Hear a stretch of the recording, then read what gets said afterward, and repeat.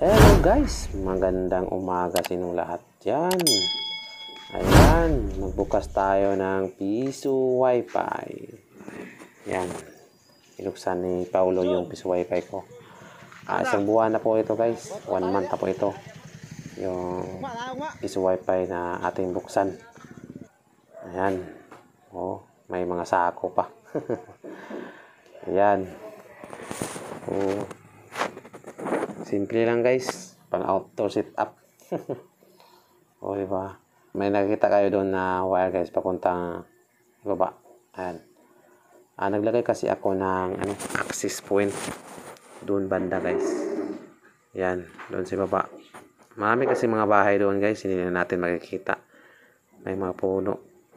Pero maraming mga bahay doon sa baba. Tapos sa itaas naman ay meron akong dalawang access point rin. Nilagay ko sa itaas. Ayan. Gamit ko po yung modem ng PLDT, yung Brazilian firmware. O diba? PM lang kayo guys. Gusto ba ninyo yung Brazilian firmware? Ayan. O diba? Meron din akong dalawang wire doon papuntang itaas. Dalawang access point guys. Dalawang access point. Ayan. Ito po yung mga bahay dito guys. So, wala pong Piso Wi-Fi dito na area guys kasi yung area na ito ay amin na po yung lupa. Ayan, walang makapasok dito na Piso Wi-Fi nga, maglagay-lagay lang sila dito. Ayan, baka napansin niyo yung mga bata dito naghintay sa akin kasi mamigay ako ng pera sa kanila. Kanina lang kasi sila naghintay sa akin. Ayan, ito po yung pull-up. Ayan, baka napansin niyo guys na may yero. Ayan, sa likod. Meron kasing nagtangkang magnakaw sa aking pira sa aking Piso Wi-Fi. Tingnan nyo. Walang gilugit. Diba? Kaya, nilagyan ko ng yero. Aking Piso Wi-Fi sa likod. Ayan. Diba?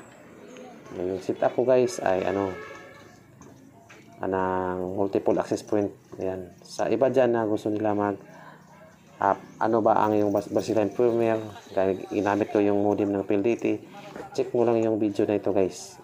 Yan. May matutunan kayo dito sa aking video. Ayan.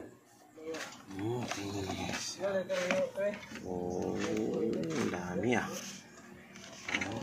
grabe. Puno talaga. Ayan. Diba? Maganda kapag marami tayong antena guys. Ayan. Saan ba? Banda pa. Nakita. Hanap man.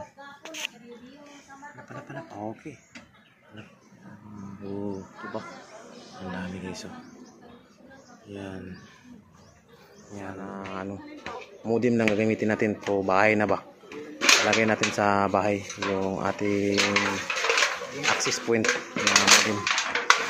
Yung antena guys, yung PLDT. Yan. Lagay natin. Ito ang resulta guys kapag marami tayong access point na modem.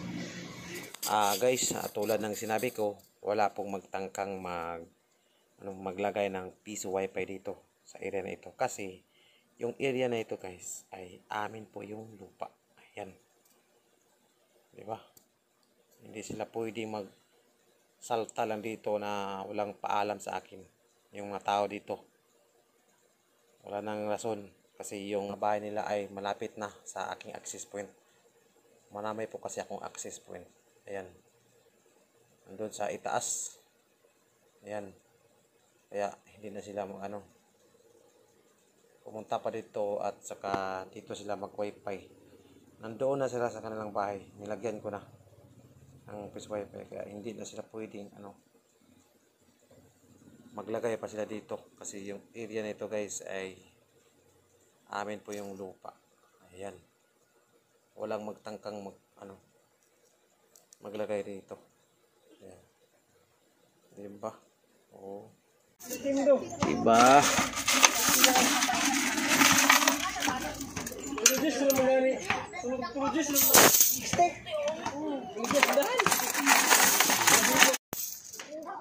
ikaw mo pa. Hindi ka ako. Tulo na kong tiyan. Anggol.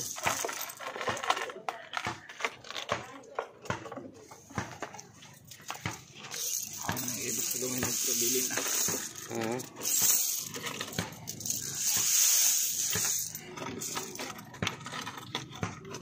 Ini tiga puluh na ba yung signal ko? Ayan ang mga kamaster, oh. Nagbilang na. Magkano kaya ito mga kamaster? Ayan. Kapag ikaw ay napanood sa video na ito ay comment lang kayo mga kamaster. Kapag malapit kayo sa estimated na income na ito nung wifi, magbigay ako ng firmware. Ayan. Comment na kayo guys. Huwag po kayong mahiya. Ayan. Pag malapit kayo sa estimated na ito ay bibigyan ko kayo ng firmware. Ayan guys. At saka maghintay ako mga kamaster. Ayan. Sa commenting nyo.